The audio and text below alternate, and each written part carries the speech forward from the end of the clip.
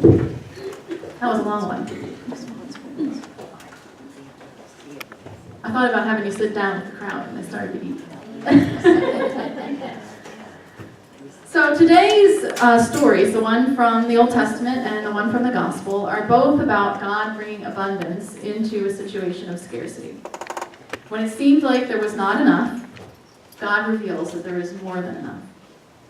So I wanted us to talk about how these topics relate specifically to food. Often you'll hear these texts interpreted, and preachers or teachers will talk about how they relate to how there's more than enough people to get the work done, there's more than enough money to do what we need to do, there's more than enough jobs for all to have. But really, it's specifically about food. And that's what we're talking about this month. So I'd like for us to discuss two different topics as they relate to our reality today. And those are food insecurity and food waste. Now, food insecurity is basically people who don't have enough to eat, or when you don't have enough to eat. And so I did some research about families in our nation and how many don't have enough to eat at some point throughout the year. And the research that I found came from 2016, and it was done by the United States Department of Agriculture. And we're going to do a little exercise to illustrate what they found. So I need 8 volunteers to come forward. All you need to do is stand here. It's really low maintenance.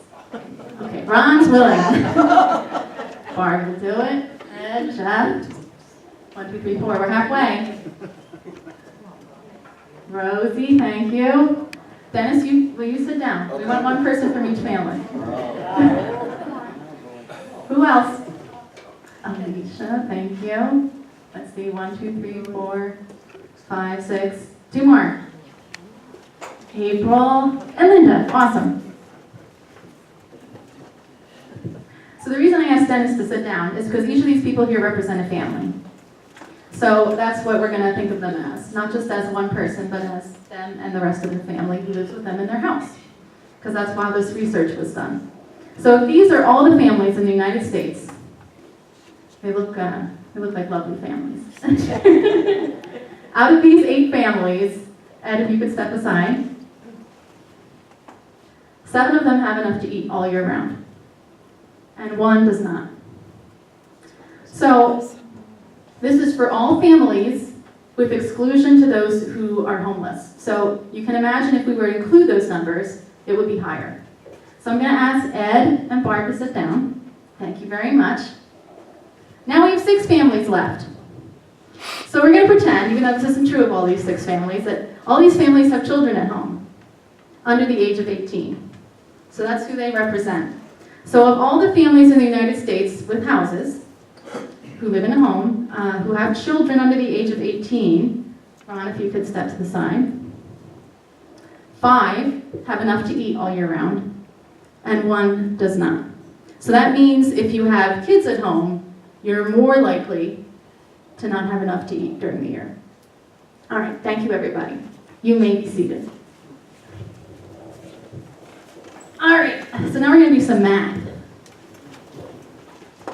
So I had Steve help me out, and he counted all of the families that were here today. I think somebody walked in. They snuck in. Karen snuck in, so we have to add 1. All right, so I have here 10, 25, 29 families are here today. We'll divide that by 8. We'll round that up to 4. It's 3.5. So we'll have, if you could stand, both of you, because you represent a family. Nancy, if you could stand. Pat and Jim, if you could stand. And we'll have the new folks stand too. That's 4 families. So if all of us, if we represent the whole United States, these are the folks who during the year at some point don't have enough to eat. So it maybe doesn't seem like a lot, but it's a pretty good number, 1 out of 8. So you can have a seat, thank you for illustrating this. And so what did I want to do next? Let's see. Math, it got my brain distracted. Math. So those are the folks who don't have enough to eat. What does it mean? That's what I'd like for us to think about. So how did they determine These are people who are food insecure, who don't have enough to eat. So there was a series of questions they sent out, and here were what the questions sounded like. And it all has to do with food and money. So the first question was, at some point during the year, did you worry about not having enough to eat? That you were going to run out of food before you had enough money to buy more? So this was just you were worried about it. Another question was, did you simply run out of food and you didn't have enough till when you could next afford to buy more? So that means you didn't have enough money to buy more when you needed more. Another question was, did you have to cut your meals, make them smaller, or skip a meal because you didn't have enough money to buy more food? Another one, it kind of got more dramatic. Did you have to go a whole day without meals because you didn't have enough money to buy food? So there were a bunch of questions along these lines. All has to do with money and food. And there were about maybe 8 or 10 questions that were for adults, because some of the questions were about how severe it was, and some of them were about how frequently it happened through the year. Because usually families who don't have enough to eat, it's not all the time, it happens in episodes throughout the year. So you had to answer at least 6 of these questions yes, if you were just adults in the household. And then there was a separate set of questions, very similar, but applying to children. And if you answered, you had to answer 8 out of the total if you had children in your household. So it would mean that you were probably cutting meals or skipping meals, and that possibly your children were too. And then the more questions that you answered yes, the more food insecure you're considered. So this is a reality in our country, and certainly in our community here, that people don't have enough to eat. And it was a reality in the Bible. In both of our stories today, there's a group of people who don't have enough to eat. In the Old Testament story, we hear about Elisha, who's one of the greatest prophets in the Old Testament. And he does all kinds of miracles, and you hear in the Gospels similar miracles that Jesus does. And this is why people see Jesus as a prophet, because he's doing things very similar to Old Testament prophets. And in Elisha's miracle, he's in a country that's having a famine. What's a famine? No rain. No food. Is it just for one person there's no food? For everybody in the country, right. The whole country is short on food. Everybody's going hungry. So he's in a country where there's a famine, and there's a crowd of people, and a man from Baal Shalisha, that's a very exotic sounding name, he comes and he has a sack of food, 20 loaves, now these would be little loaves, not big Italian things, little loaves, and some grain. And he gives it to Elisha, and Elisha says to his servant, please give this to this crowd of people. What does the servant say? That's not enough, Elisha, are you crazy? What's going to happen if I put this in front of these people? They're going to go crazy and try to, tear each other apart to get it. So Elisha insists, share it among the people. God says to do it, and there will be leftovers. And what happens? That's what happens. There's leftovers. There's enough, and then there's leftovers. And then we have the story from the Gospel, which is very closely related to the story from the Old Testament, but a little different. So Jesus is doing his ministry, and there's a crowd of how many people? 5,000. Even more people, right? And he says, how are we going to have enough food to feed all these folks? And his disciple Philip, I love Philip. What does Philip got to say? Yeah, if we were to use half our year's wages, we would get not even enough for folks to have like a little bit. What are you talking about, Jesus? It's crazy talk. And then Andrew, Simon Peter's brother, he's trying to be a little more reasonable. What does he have to suggest? That's another gospel, Alicia. Not this one, though. Terry. He knows of a boy who has some food, and maybe we could, Share that out. Yeah. It could be a starting point. Right. So there's a little boy who has some food. How much food does he have?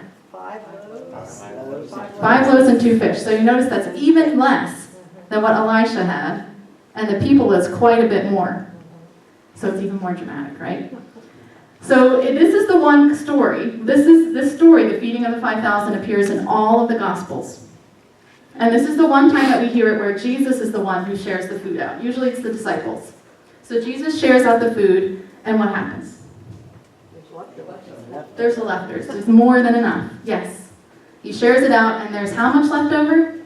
12 baskets. A great number. Number of the tribes of Israel, number of the disciples. It's just a great number left over there. So that's to symbolize that God provides more than we need. And this is, so I'd like for us to think about these two stories. What does this tell us about God and who God is and how God cares for God's people? These two stories.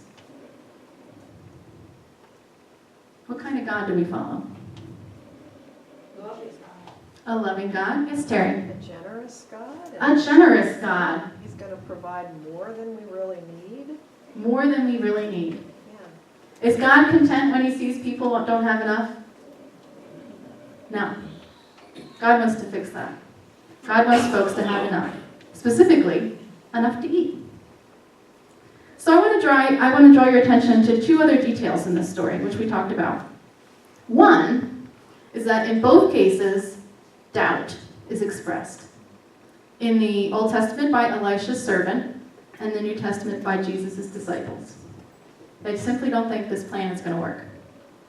And the other thing I want to draw your attention to, which is a little more obvious in the gospel, but maybe not as much in the Old Testament, the person who provides the key ingredients that make the miracle possible, in both cases is somebody of no status.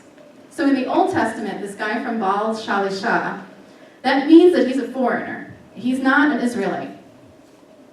And because Baal is at the beginning of that place name, it's likely that he's even of a different religion, that he worships Baal, which is another god. You may have heard that in the Old Testament.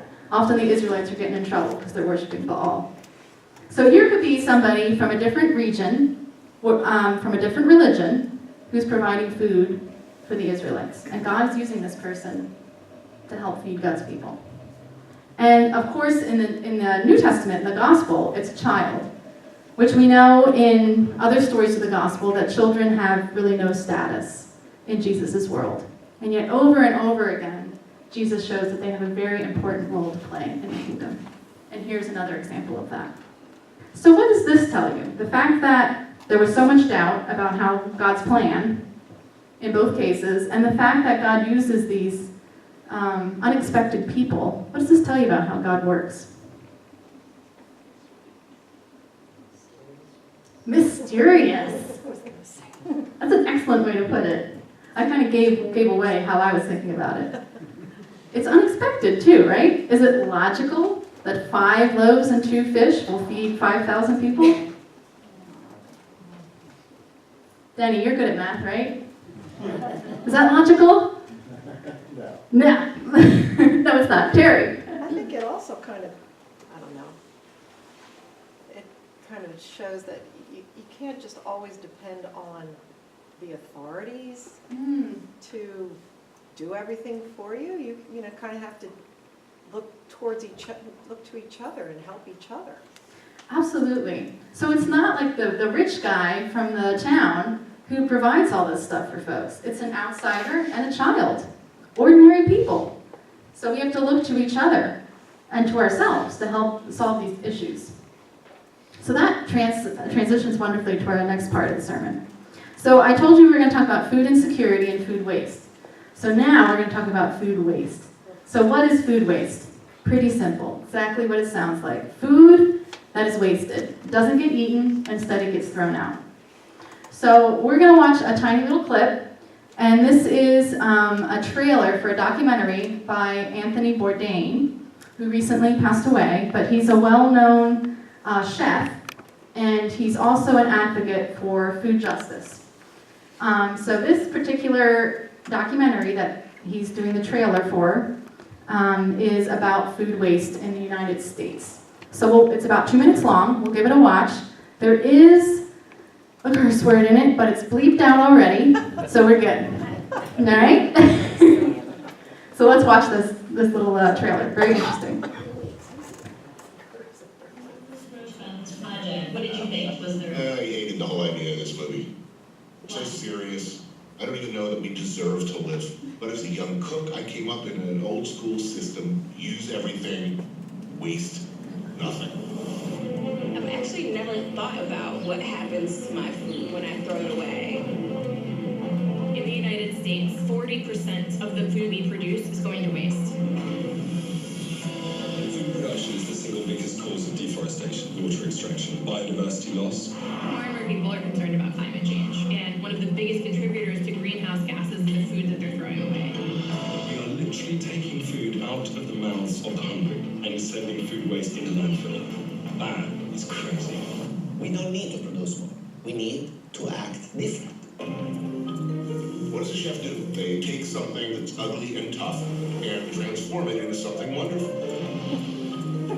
We celebrate utilization of nose to tail for an animal, but rarely for a farm.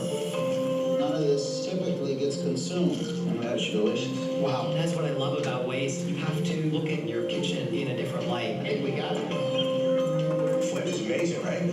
People think it's a garbage fish. I put it on the menu as orata americana. So you make the name. The fishermen's wives took this reject fish and they created bouillabaisse. Prosciutto and Parma, that is a waste-fed thing. They're not sold as waste, they're sold as delicious dishes. We have the power to demand change from the food industry, and unless we shout about it, they'll never change. We need to harness people's obsession with food right now. We're learning from that resourcefulness. Wow, oh my God. This is like the best thing I've ever had, ever. It really does come down to what are our values as society. You gonna help me cook when I get home? I'll try it, girl. Tackling food waste doesn't need to be depressing, it's delicious. It doesn't matter where you are, it doesn't matter how much money you have, you can reduce the amount of food waste. That's exciting. This is something important. We can do it. No one can enjoy the smug self-satisfaction of doing the right thing. How often do you get to do that? So what do you think? Seems interesting. Anything stand out to you? 40%. Yeah, that kind of jumps at you, doesn't it? Almost half, folks, almost half of the food that we produce is wasted. Wow, yeah. Whoa, Terry. And I like the line, I think it was one of the chefs that Yeah. said, we don't need to produce more, we just need to, Act different. yeah. That's pretty powerful. We have enough. That's what people think sometimes, though. When they hear about all of the food insecurity in our country, across the world, there's often the line, we just don't have enough food to feed everybody. But the truth is, we do. We just need to act differently. So I'm going to illustrate this a little bit for you. So I read an article, and now the statistics were from 2014. Try to be honest about all that. And in this article, so this was talking about food waste on the consumer end. So we saw in the video that it happens across the board. Farms waste food, grocery stores waste food. One of the biggest ways grocery stores waste food is produce. You'll hear that. Has anybody ever heard of ugly produce? Yes, I see nodding heads. So there's lots of food that comes from the farm that simply doesn't look good enough. It's perfectly edible, it's just not cosmetic. And so often that food that's perfectly edible will get wasted. Some grocery stores will sell it at a discount, but most, by and large, don't sell it, and it just gets thrown out. So that's horrible to hear. Ed, you have something you're burning to say. My brother-in-law coined the term rotting drawer. Rotting drawer? Is that like your vegetable drawer? Yeah, your vegetable drawer at home. So you buy fruit and vegetables, you put it in the refrigerator, you don't eat it, it gets rotten, and you throw it away. So this feeds into this article I read. It says the Americans that waste the most food are the ones who often eat the healthiest, because the food that gets wasted the most is fruit and vegetables. Part of this has to do with people not knowing how to store it, but part of it also has to do with people buying too much and just not eating it all. Or cooking too much and not eating it all. So on consumer end, that's where we were. The consumers, us. We waste 150,000 tons of food each day in the United States. So let's think about that. 150,000 tons. So if you have like a tomato, a really big tomato that would like fit in my hand here, that's like maybe a pound. and there's 2,000 pounds in a ton. So that's 2,000 tomatoes, and 150,000 of those. That's a lot of food, folks. If you divide it up, the amount of food that we waste could feed each American one meal each day. Each American would get an extra meal out of all that food wasted, just on our part. So let's have the folks who were the families who didn't have enough to eat. If you could stand again. Pat and Jim, you were there. Yeah, you guys, thank you.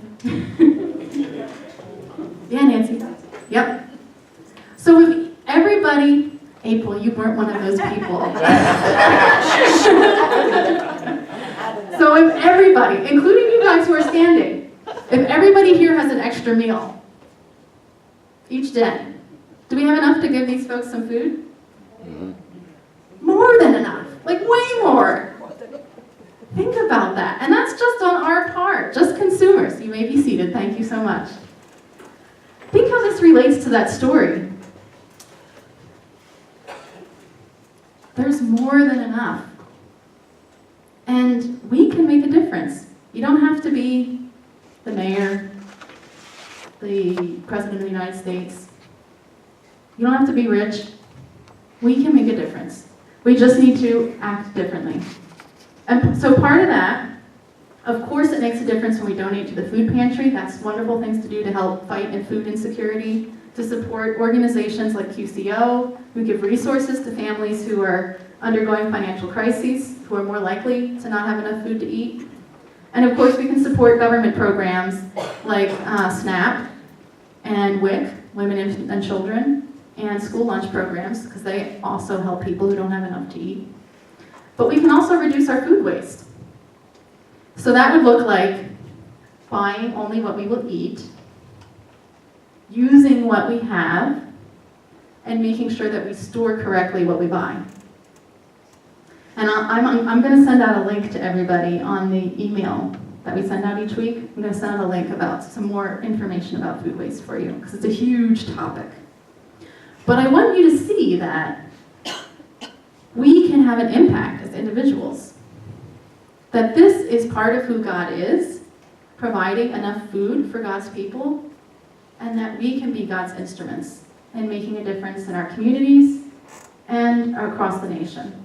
Not only wasting less food ourselves, but also advocating that farms and grocery stores would waste less, and that they would make available what they would normally throw out. Seems pretty simple, right? We can do it, folks. We're just like that little boy and that man from Baal Shalishah. We have what we need to help make the difference. Amen.